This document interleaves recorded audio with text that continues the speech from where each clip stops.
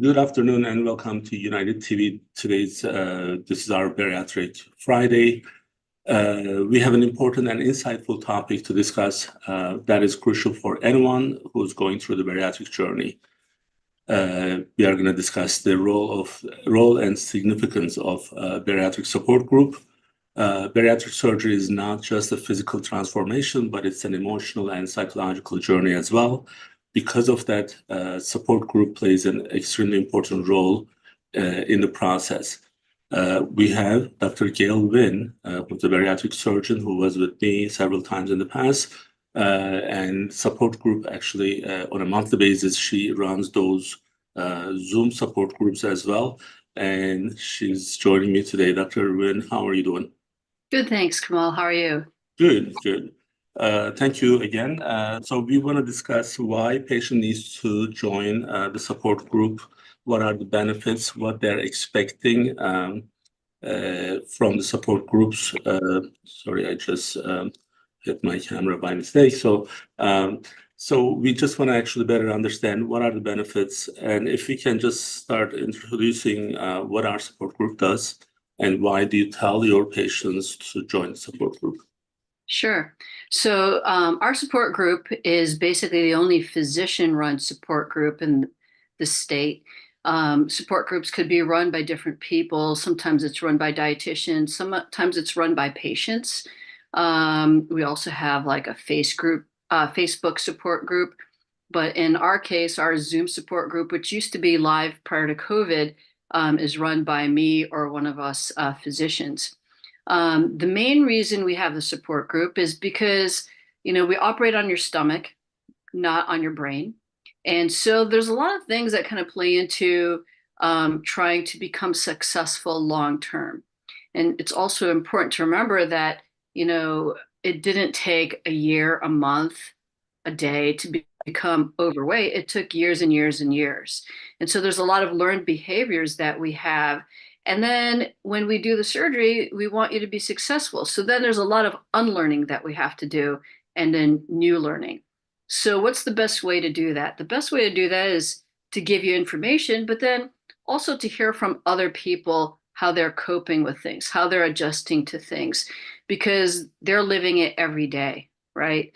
And so in a support group, you could do this and exchange ideas, exchange thoughts, discuss how you overcome difficult problems, how to overcome simple problems, and then everyone is there for each other to make sure that you're successful. So now we have two different setups for the support group. One actually is the Zoom meetings, which now we have on every Tuesday at 5 p.m. Yes, So first Tuesday of the month. Yeah, first Tuesday of the month, and then you are running those, and then you sometimes bring other physicians, not from the bariatric side, but from like plastic surgeon was there last time. Yeah, we had a plastic surgeon in May. Another time we had a psychologist to kind of talk about how to overcome behavioral issues to become more successful long term. So the setting in terms of privacy and all that, in a Zoom meeting, how do we actually make the patients comfortable who are participating, whether or not they want to use their real name, how they're getting this, invitation, and what's the participation from your side? Like, do you see a lot of people actually coming out and telling you what they're going through? What's that setup? So number one is, what is said in support group stays in support group. That's our number one rule. So unless it's something that's generic where you could share it with other people, we really want it to be private, what other people share with you. So in order to do that, you could be anonymous. You don't have to turn your camera on. You could put your nickname on when you register. And the main reason why is we want you to be comfortable. We want you to be able to feel free to share your thoughts, share your ideas, share your fears, share your gratitude. And the best way to do that is by making you comfortable. Okay. And so if comfortable, it means don't turn on your camera, then don't turn on your camera. Okay. We could hear you. If comfortable means don't put your real name on there because you don't know if someone that you know is also on that support group, then that's fine also. So the main thing is making people feel comfortable so that they can share. So in terms of the long term, well, actually, before I go to that, I want to also make sure that our patients and who are actually watching and who may become part of our program, we have a Facebook support group as well. That actually is a little bit different than the support group Dr. Wynn is running. That's between our patients. We do approve the patients when they want to be part of that. It's a private group. And we do monitor this to make sure that patients are following the guidelines and they're not promoting anything that's something that people want to see. So it's just sharing their experiences, sharing their challenges, successful outcomes, and asking each other different recipes and this and that. And I see actually I get notifications because of the support group, and I see a lot of patients posting their before and after pictures, just like the last one that I see, one of our patients who lost 180 pounds in 1 year. So, and it's not like it's an exception in this case. We have several patients who are losing more than 100 pounds on a regular basis throughout the program. Now, you said something very important. You said it takes a long time to get to the level of that morbid obesity, that one of the reasons that support group is needed, because it built up for so many years with the habits and with how our body is processing things. Now, for the long-term success of the bariatric surgery, what's the support group's role in that? How do you see that? So, we always say to err is human, right? And we are all human. So we have our good days, we have our bad days. And the support group is important because it helps us share ideas with other people that are going through the same thing. And so when you have your good days, you get a lot of support and encouragement. When you have your bad days, you have people that encourage you and lift you up, that are there to kind of give you ideas on how to overcome these obstacles, overcome maybe bad thoughts, overcome, when you've kind of fallen and you need help getting back up. So, life happens, tragedies happen, stress happens, kids happen. There's so many different things that play into reasons why we eat poorly or fall back into bad habits. And support group is there to kind of help us maneuver through those stresses, through those things that kind of pull us back down to help us get ideas of how to overcome and kind of push ourselves back up. Mhm. Now, as I was listening to you, I see one of the new posts from a couple weeks ago, maybe, person post, and I'm of course not going to mention their names. Good afternoon. Has anyone had to bypass surgery at the outpatient procedure, as an outpatient procedure at the surgery center? So, and then I look at the comments, and we didn't respond to that from the administration standpoint. And I see our patients responding. One says, yes, I did it 3 years ago. Dr. Peters did a wonderful job. The other one says, I had mine last month with Dr. Erkan, did not take any pain medication. And the other one says, had mine a year ago. Nurses were very attentive and made sure I was walking and drinking water. I mean, it's amazing. Like Yeah. we're not telling these people to do this. They want to do this. So that's kind of like there's a really strong bond. And that's because I guess they know what they're going through and they want to be able to support, not only support themselves, but support each other so that other people can actually benefit from their experience. So from that point, I also see this really important for our patients. Now, what are the most common questions do you get in the support groups?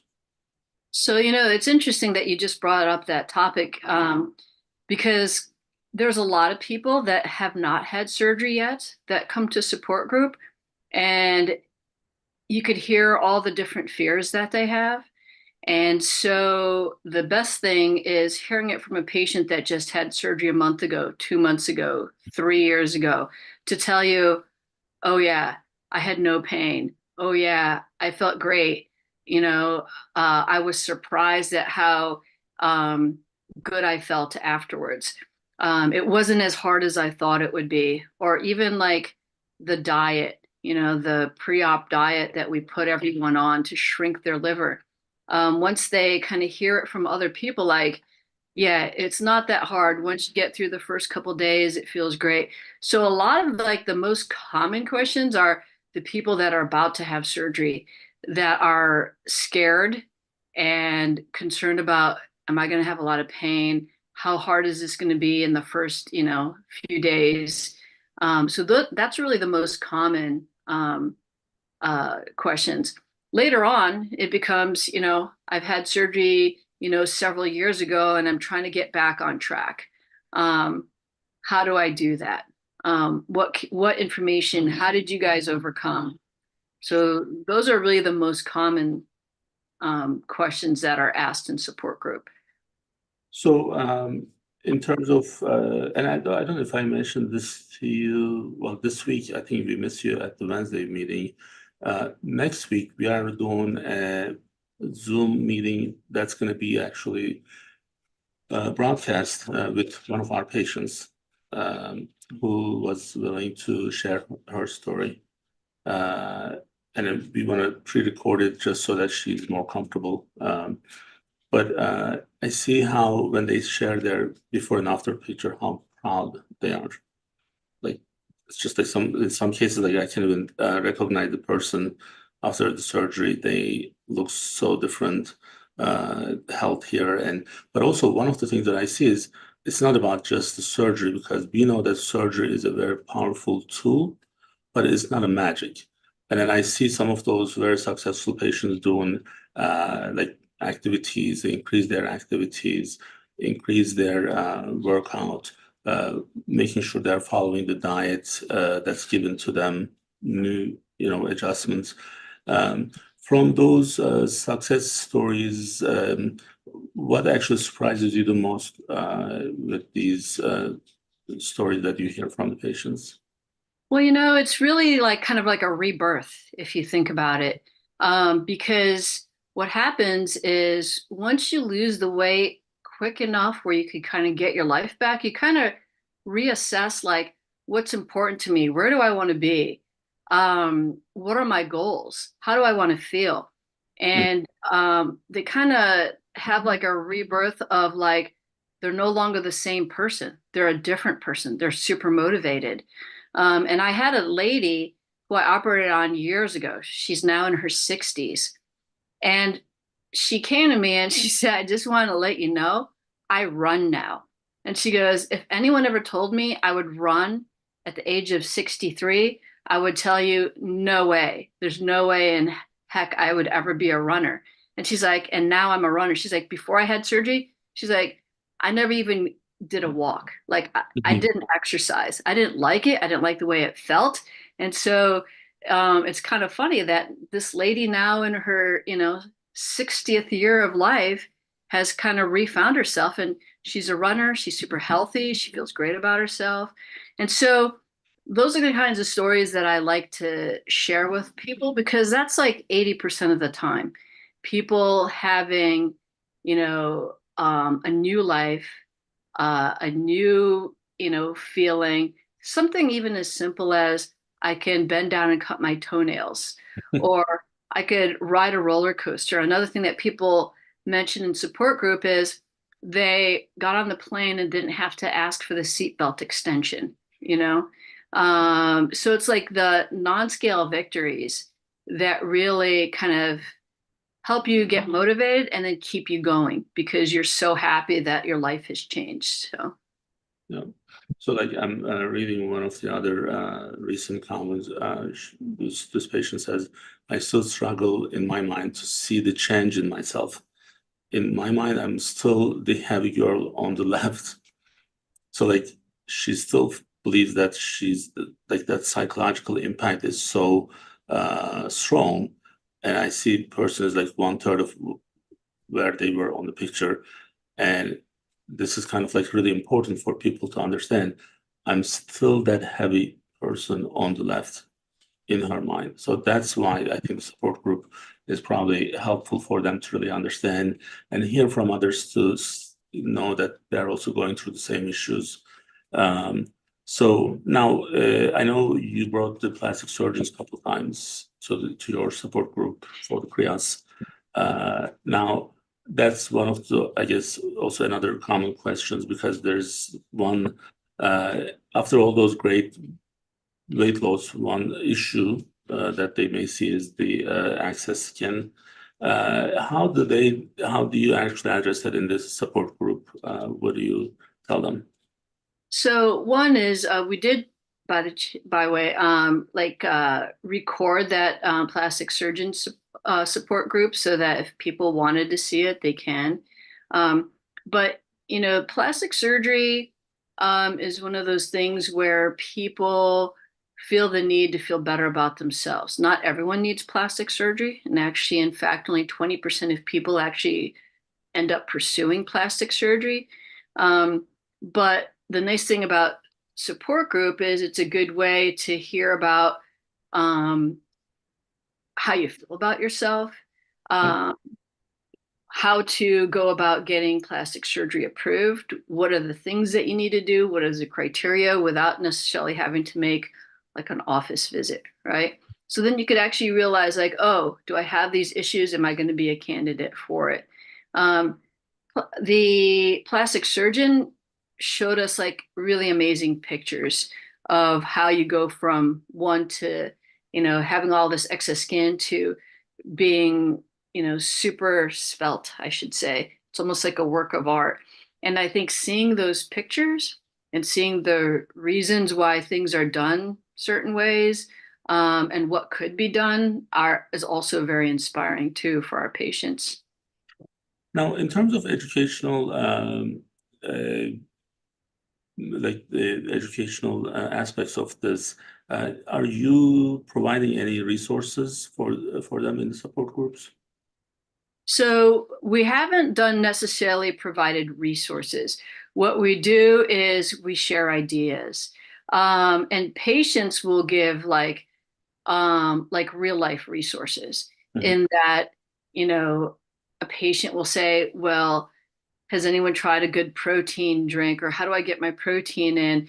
And everyone has a different idea or tried a different product, and we'll share what products they have and talk about that in support group, which helps propagate being compliant with your protein, being compliant with your vitamins, online tracking of your nutrition, different things like that that help people kind of just have tools to be more successful. See. In terms of like building relationships with others, what do you see among those patients who are participating? So I think what the support group does is it builds a strong community of people that are willing to help each other. At times, on and off, we've had patients that had surgery like years ago that have been super successful, and they come to support group just to inspire others. They really just kind of have such a positive experience that they're so excited to share it and help others be as successful as they are. Another thing that happens in support group is it's almost like a buddy system, right? So you have people that are feeling like, I don't have a family that supports me, or I don't have, a friend that supports me. But when I come to support group, I have a buddy there. I have people there that are there that kind of understand and help me through. And that's important because again, unfortunately, in some cases, we may not get the most support from our family members. They may not have the same education level, same struggle that we are going through. So in those cases, having someone where you can trust and then knowing that they have no horse in the race. So that's probably just making it easier. And again, there's this really psychological part that's very important. Dr. Wynn, from the accountability and motivation standpoint, and this is kind of related to the um, person that they get, like a bariatric buddy, we can call them. So in terms of accountability, how do you see the role of support group in that? Uh, are the patients more accountable because of the support group? I think the more successful patients tend to go to support group, tend to do their follow-up appointments, and they feel like they are more accountable, right? Because they do all these things. And when they're held accountable, then they tend to be more successful. Mhm. For instance, like I have a patient that comes to support group all the time. And then she also comes to her follow-up visits like every 3 months, even though she's had surgery years ago. And Mhm. the reason why is because she feels that being held accountable is what helps her be successful. Right. And that's also important for other things that we do in life. Now, when I do this session with Dr. Erkan, one of the things that we are trying to emphasize, and I do that a little bit more than maybe he does, is like people who are not going through the bariatric process are doing a lot of things that patients who are going through the bariatric process, or they either had their surgery or they're going to have their surgery. Now, you are also one of those examples. You are extremely active, and I know you are eating healthy. How much effort you put into your wellness so that patients can kind of relate, because this is not, something that only patients who are going to have bariatric surgery needs to do. Yeah, so it's funny that you say that because that's probably why I love this job because it's all about preaching wellness, right? And wellness is a lifestyle. And it's not something that you do just to lose weight. It's something that you do for longevity. It's something that you do to feel good every day when you wake up and to feel like you can wake up and feel good versus just, laying in bed all day and feeling terrible and lousy because of what you ate the day before, things like that. So I spend a lot of time reading about longevity, about wellness, about eating healthy, about exercise. And then I spend a lot of time also practicing. I eat plant-based. I preach eating plant-based to my patients. And eating wholesome for those people that don't want to be plant-based, Mhm. because it's really important that you kind of look at your whole lifestyle, right? It's a life change when you have weight loss surgery. And it's really, now that you're starting to feel better about yourself, it's improving your gut microbiome, it's improving your cardiovascular system, it's starting to improve your muscle mass, your bone density, all those things that are going to help you live a long, healthy life.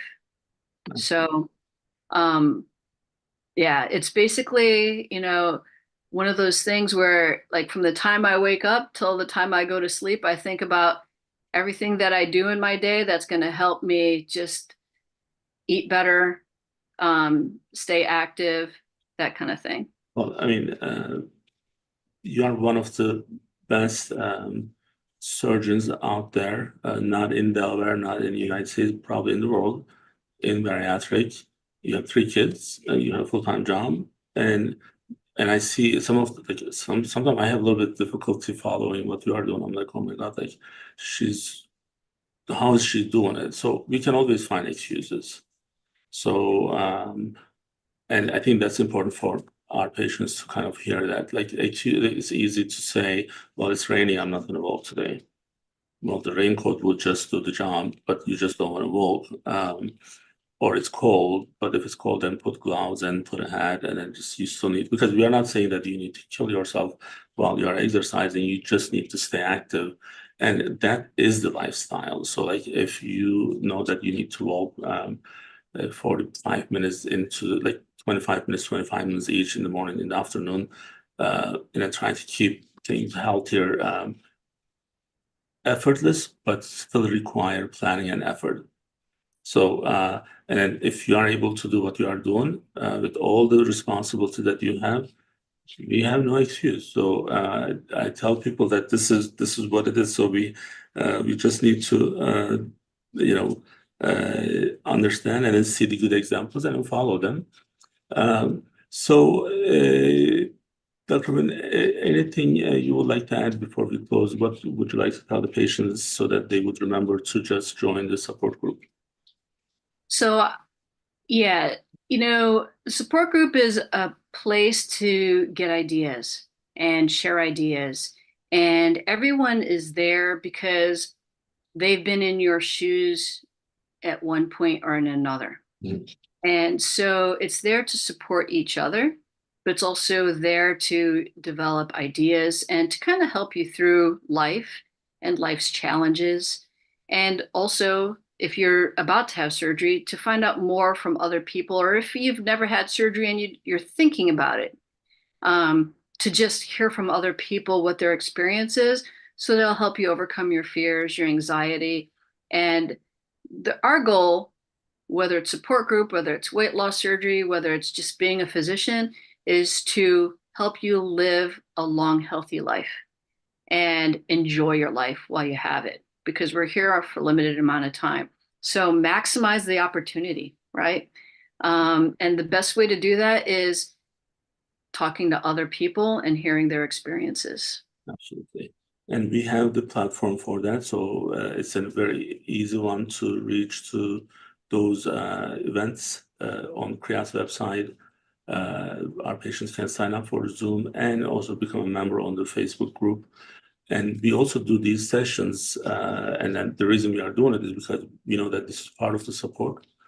And in many cases, people know already by now that we are repeating some of our topics on a regular basis. And that's because this is so important, and it's not easy to overcome. And that's why we are here every Friday to provide these extra resources for our patients. Having a surgeon in these events, any of the clinical events that we do from United Medical side and from the CHRIAS and American Surgery side, we do it with providers, licensed providers, because this is not about promoting our program or some commercializing our program. This is about healthcare and well-being, and hopefully our patients can find these helpful. And then we are going to be back with another episode next week with Bariatric Friday. Dr. Wynn, thank you so much for joining me, and we'll see you guys soon. Thank you, Kemal. Bye.